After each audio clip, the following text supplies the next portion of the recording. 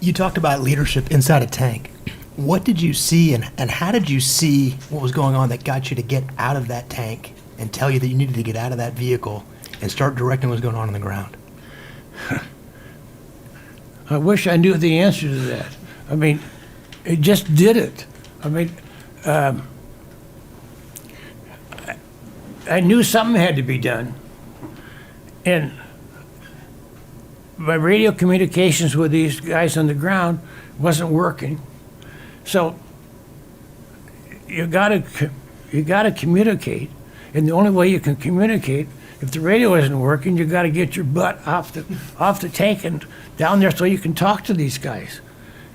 Because they weren't trying to talk to me, I was trying to talk to them and get them figured out what the hell they should be doing. So I just did it. I don't know what prompted me to do it. It's a good question because I have no idea. You know, I talk about that sometimes. I talk about, as a leader, being able to identify what I would call, I just call it the void of leadership. And it's very easy to see when you are used to seeing leadership filling the void.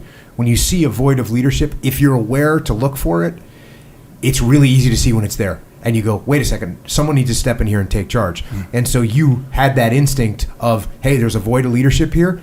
I got to do something, and here we go. That's right. As much as you said to yourself at one point, I'm going to be inside that tank. And then the damn time you needed the tank, you got out of it. Right. Well, in hindsight, you had to do what you had to do. Absolutely. Yeah.